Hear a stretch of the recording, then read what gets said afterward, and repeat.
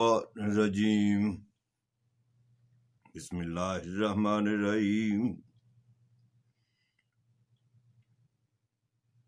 یا ایھا الناس اتقوا ربکم الذی خلقکم من نفس واحدۃ وخلق منها زوجہا وبث منہما رجالا کثیرا ونساء واتقوا اللہ الذی تساءلون بہ والارحام ان اللہ کان علیکم رقیبا۔ حضرات، خاندانی مسائل کے حوالے سے آج ہم گفتگو کریں گے۔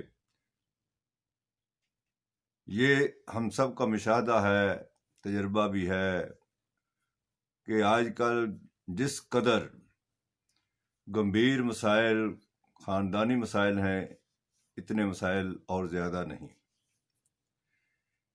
طلاقوں کی شرح بڑھ چکی ہے، بچے جو ہیں وہ اپنی لائن پر ہیں، والدین جو صبح شام دال روٹی کے چکر سے ہی فارغ نہیں ہوتے۔ گھر کے اندر جو کوہیژن اور اخوت اور جو سیمنٹنگ ہونی چاہیے وہ نہیں ہے۔ گھر کے اندر والد کی سٹیٹس وہ نہیں رہا کہ وہ گھر کا سربراہ ہے۔ تو یہ وہ مسائل ہیں جن کی وجہ سے قوم رفتہ رفتہ بے یقینی کی کیفیت میں مبتلا ہوتی چلی جا رہی ہے۔ ہر شخص جو ہے وہ مسائل کو اپنی سوچ کے مطابق حل کرنا چاہتا ہے، اس نے اپنے TOR بنا رکھے ہیں۔ لیکن حقیقت یہ ہے کہ اگر ہم اللہ تبارک تعالیٰ سے رہنمائی اس باب میں سمجھنا چاہیں تو قرآن حکیم اس کے لیے رہنمائی دینے کے لیے تیار ہے۔ لیکن ہماری بدقسمتی یہ ہے کہ ہم نے زندگی کے مسائل کے حوالے سے قرآن حکیم کو مشکوک بھی بنا دیا اور منسوخ بھی بنا دیا۔ ہم نے قرآن حکیم کا منصب صرف ایک ہی سمجھا ہے کہ وہ جس وقت کو مر جائے تو اس کے لیے فاتحہ پڑھ دی جائے، قرآن مجید پڑھ دیا جائے اور اس کو بخش دیا جائے۔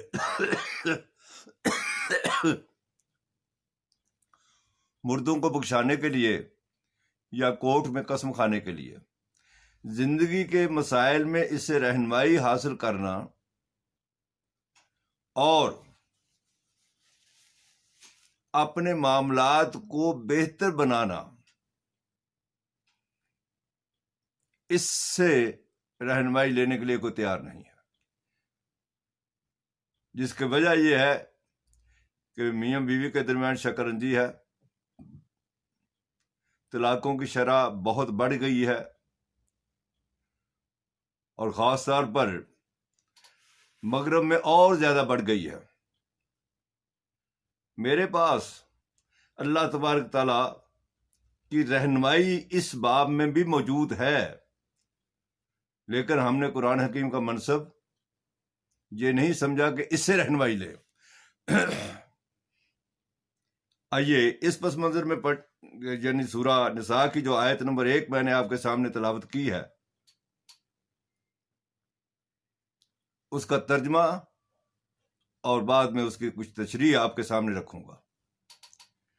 یا ایھا الناس، اے لوگو، اتقوا ربکم، تقوی اختیار کرو اللہ تبارک تعالیٰ کا۔ تقوی اونچے پجامے اور لمبی داڑھی اور زیادہ نمازوں کا نام نہیں ہے۔ تقوی اللہ تعالیٰ، تقوی کا معنی لغوی معنی جو ہے بچ جانا ہے۔ تو اللہ تعالیٰ کے احکامات اور اللہ تعالیٰ کی ہدایات سے منہ موڑنا، اللہ تعالیٰ کے احکامات توڑنا، اس سے بچنا جو ہے تقوی ہے۔ ربکم الذی، اس رب سے، رب کا تقوی اختیار کرو۔ خلقکم، جس نے بنایا ہی تمہیں ہے۔ کہاں سے بنایا؟ من نفس واحدہ، ایک نفس سے۔ وہ ایک نفس کیا تھی؟ کیا ہے؟ وہ حضرت آدم علیہ السلام۔ سب سے پہلے حضرت آدم علیہ السلام کو اللہ تبارک تعالیٰ نے اس نسل انسانی میں پیدا کیا. وَخَلَقَ مِنْهَا زَوْجَهَا، پھر اس سے اس کا جوڑا نکالا. زوج بیوی کو کہہ لے، جیسے کہ روایات، جیسے کہ سنا جا رہا ہے، اگرچہ میں روایات کا زیادہ قائل نہیں ہوں، جیسے کہ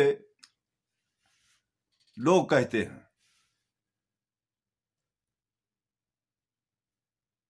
کہ پسلی سے پیدا ہوئی. واللہ عالم، جو کہتے ہیں ان کی تحقیق ہوگی، میری نہیں ہے. بہرحال کیسے پیدا کیا یہ اللہ تبارک تعالیٰ نے بتایا نہیں ہے. ہم اٹکل پچو دوڑانے میں بڑے ماہر ہیں. پیدا کیا جب اللہ تعالیٰ نے فرمایا اس سے پیدا کیا. اور پھر تیسرا مرحلہ کیا ہے؟ وَبَثَّ مِنْهُمَا رِجَالًا كَثِيرًا وَنِسَاءً، اور پھیلائے منہما ان دونوں میں سے کثرت سے مرد اور عورتیں. اور یہ آج ہم دیکھ رہے ہیں کہ عربوں کے حوالے سے جو ہے وہ اعداد و شمار ملتے ہیں ہمیں اس دنیا کے اندر. اس دنیا کا بہترین قسم کا گہوارہ دنیا اس وقت بن چکی ہے نوع انسانی کی وجہ سے. فرمایا واتقوا اللہ الذی، اللہ تبارک تعالی کا تقوی اختیار کرو. غور کیجئے کہ اس ایک آیت میں 2 دفعہ تقوی کا ذکر آیا، اس لیے کہ جتنا تقوی کی ضرورت گھر کے اندر ہمیں ایک دوسرے سے ڈیلنگ میں پڑتی ہے، اتنی زندگی کے اور معاملات میں نہیں پڑتی. یہاں تو قدم قدم کے اوپر جو ہے وہ ایک دوسرے کے ساتھ معاملات رہتے ہیں. تو لہذا دوسری دفعہ بھی فرمایا واتقوا اللہ الذی تساءلون بہ. سوال کرتے ہو جس وقت کوئی باہمی جھگڑا ہو جاتا ہے تو پھر اللہ تبارک تعالیٰ کو درمیان میں لاتے ہو، کہتے ہیں اللہ کے لیے معاف کر دو. تساءلون، سوال کس کے بنیاد پر کرتے ہو؟ اللہ تبارک تعالیٰ بہی، اس کے ذریعے سے. والارحام، اور رشتہ داری، قرابت داری، اس کا بھی تقوی اختیار کرو.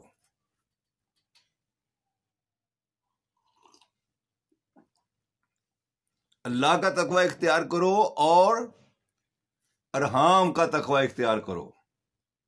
رشتہ داریوں کا، قرابت داریوں کا کیا؟ کہ چھوٹی چھوٹی باتوں کے اوپر ناراضگی اختیار نہ کیا کرو. کوشش یہ کیا کریں کہ اختلاف ہو، افتراق نہ ہو، اور ناراضگیاں نہ ہوں، دشمنیاں نہ ہوں. ان اللہ کان علیکم رقیبا، اور اللہ تبارک تعالیٰ تمہارے اوپر نگہبان ہے. وہ خوب جانتا ہے کہ کس نے زیادتی کی. کل قیامت والے دن وہ زیادتی جو ہے وہ تمہارے سامنے رکھ دے گا، تمہیں اس کا جواب دینا پڑے گا. یہ سورہ نساء کی آیت نمبر 1 ہے، جس کے اندر بالکل 2 اور 2 4 کی طرح بات کو بیان کر دیا گیا. یہ جو زوجین کا رشتہ ہے، یہ بہت ہی قیمتی رشتہ ہے.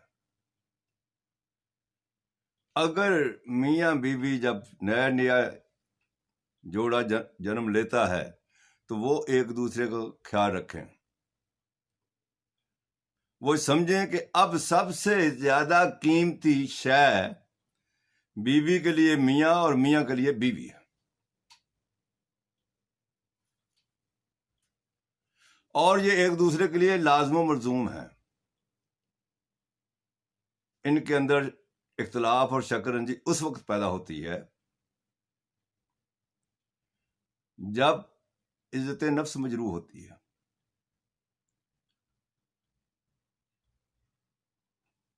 لہذا یہ سمجھ لینا چاہیے کہ اللہ تبارک تعالیٰ نے ایک مرد اور ایک عورت کو باہمی رشتے میں جوڑ کر کے نسل انسانی کو آگے بڑھانے کا اہتمام کیا ہے، اور یہ ذمہ داری ہے تمہاری۔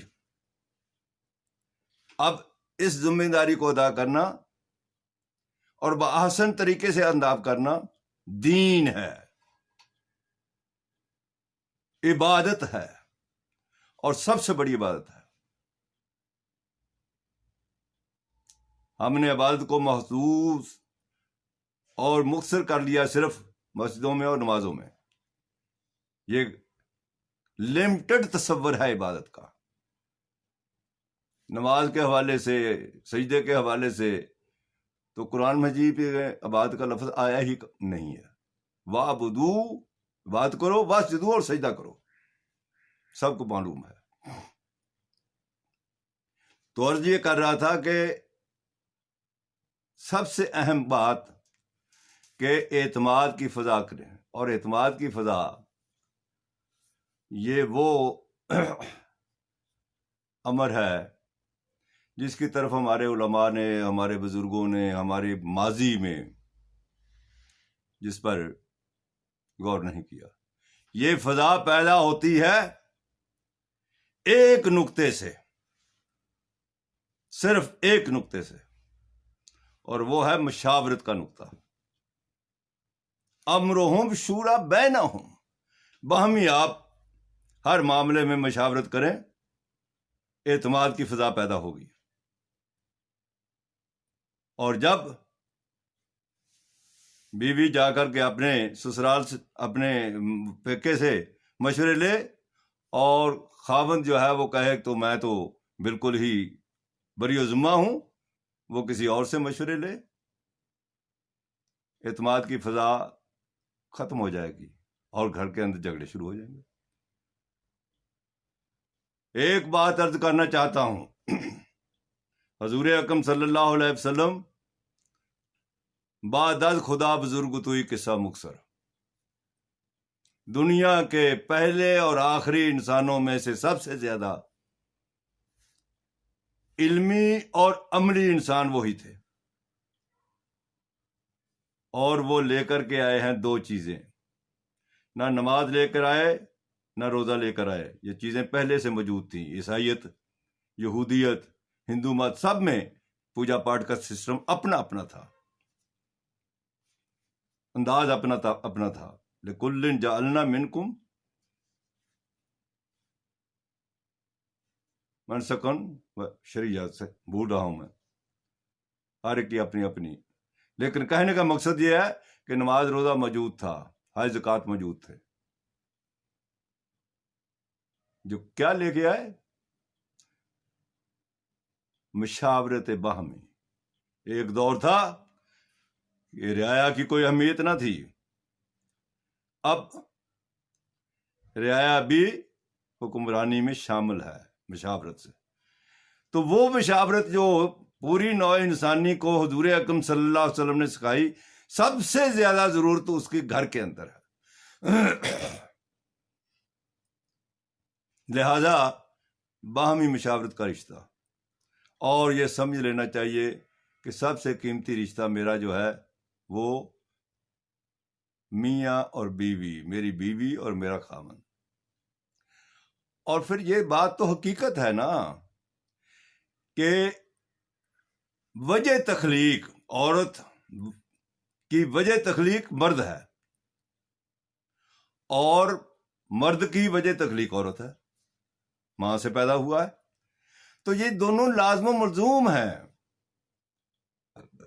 لہذا ضرورت اس بات کی ہے کہ اس حقیقت کو اور اس ذمہ داری کو ہمیشہ سمجھیں، اور وہ یہ بات کہ سب سے قیمتی رشتہ جو اگر ہے تو وہ میاں بیوی کا قیمتی رشتہ ہے۔ مشکل ہے مگر زوجین کا رشتہ، قیمتی ہے مگر زوجین کا رشتہ۔ اللہ تعالیٰ مجھے بھی اور آپ کو بھی ان حقائق کو سمجھنے کی توفیق عطا فرمائے۔ وآخر دعوانا ان الحمد للہ رب العالمین۔